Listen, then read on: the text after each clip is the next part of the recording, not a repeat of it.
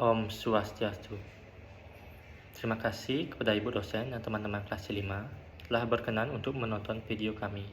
Kami dari kelompok 5 akan menjawab pertanyaan yang telah diberikan kepada kami, yang dimana pertanyaan pertama akan dijawab oleh teman saya. Om Swastiastu, perkenalkan nama saya Igede Jana Prayoga dengan NPM 298. Di sini saya akan menjawab pertanyaan nomor 1. Apa peran komunikasi pemasaran? Peran komunikasi pemasaran sangat penting dalam dunia bisnis dan pemasaran. Berikut ini adalah beberapa peran utama komunikasi pemasaran. Yang pertama adalah membangun kesadaran, di mana komunikasi pemasaran digunakan untuk membangun kesadaran tentang produk atau layanan yang ditawarkan oleh perusahaan melalui iklan, promosi, dan kegiatan pemasaran lainnya. Yang kedua ada mendorong minat dan minat pembeli, di mana komunikasi pemasaran bertujuan untuk mempengaruhi persepsi dan sikap konsumen terhadap produk atau layanan. Dengan menggunakan strategi yang efektif, komunikasi pemasaran dapat meningkatkan minat dan minat pembeli konsumen. Yang ketiga ada membangun citra merek, di mana komunikasi pemasaran membantu membangun citra merek yang kuat.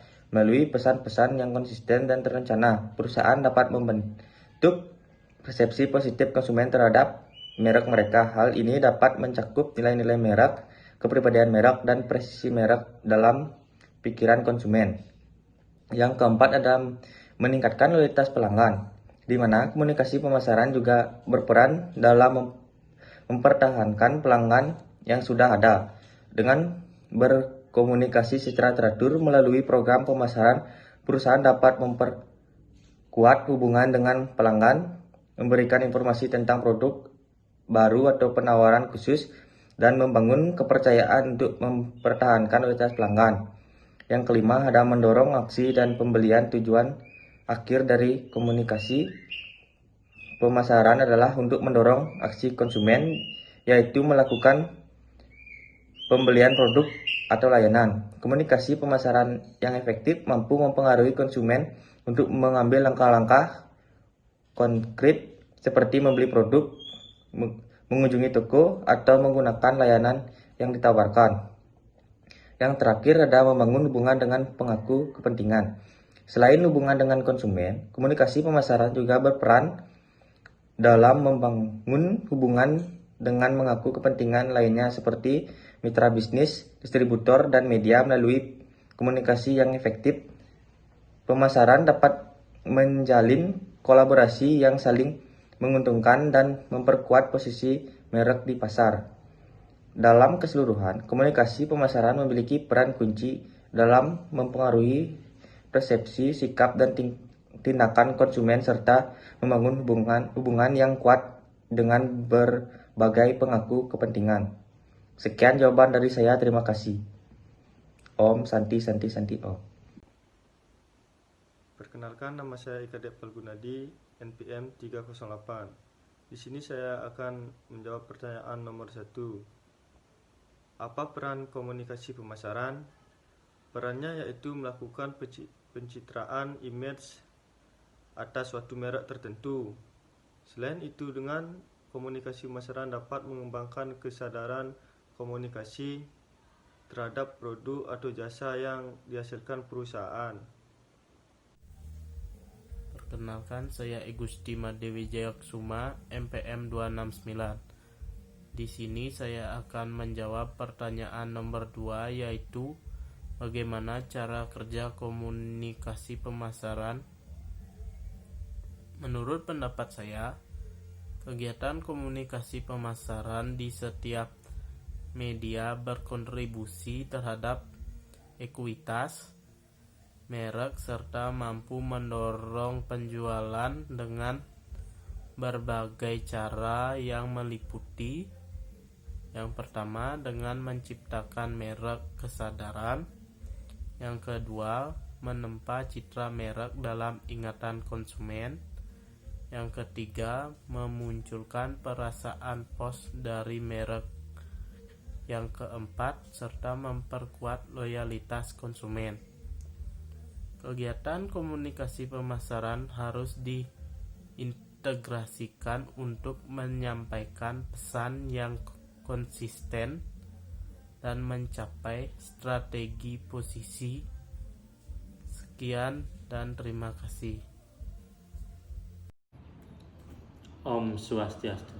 Perkenalkan, nama saya Madewasa Purnama Desa, NPM 252. Saya akan menjawab pertanyaan nomor 3, yaitu apa langkah-langkah dalam mengembangkan komunikasi yang efektif. Menurut saya, langkah-langkah dalam mengembangkan komunikasi yang efektif dalam pemasaran yang pertama adalah mengidentifikasi audiens yang dituju. Audiens dapat diartikan sebagai calon pembeli produk perusahaan, penentu keputusan, atau pihak yang mempengaruhi. Audiens itu dapat terdiri dari individu, kelompok, masyarakat tertentu, dan masyarakat umum. Menentukan tujuan komunikasi tersebut. Setelah pasar sasaran dan karakteristiknya diidentifikasi, komunikator pemasaran harus menentukan tanggapan dan harapan dari audiens. Tanggapan terakhir yang diharapkan dari audiens adalah pembelian kepuasan yang tinggi dan cerita dari mulut ke mulut yang baik. Yang ketiga adalah merancang pesan. Setelah menentukan tanggapan yang diinginkan dari audiens, komunikator selanjutnya mengembangkan pesan yang efektif. Idealnya, pesan itu harus menarik perhatian, mempertahankan ketertarikan, membangkitkan keinginan, dan menggerakkan tindakan. Yang keempat adalah memilih saluran komunikasi. Saluran komunikasi terdiri dari dua jenis, yaitu yang pertama adalah saluran komunikasi personal, mencakup dua orang atau lebih yang berkomunikasi secara satu sama lain. Yang kedua adalah saluran komunikasi non-personal, mencakup pesan tanpa melakukan kontak atau interaksi pribadi, dilakukan melalui media, atmosfer, atau acara. Dan yang kelima, menentukan total anggaran promosi. Bagaimana perusahaan menentukan anggaran promosinya? Ada 4 metode utama yang digunakan dalam menyusun anggaran promosi. Yang pertama adalah metode sesuai kemampuan. Yang kedua ada metode presentasi penjualan. Yang ketiga ada metode keseimbangan persaingan. Dan yang keempat ada metode tujuan dan tugas.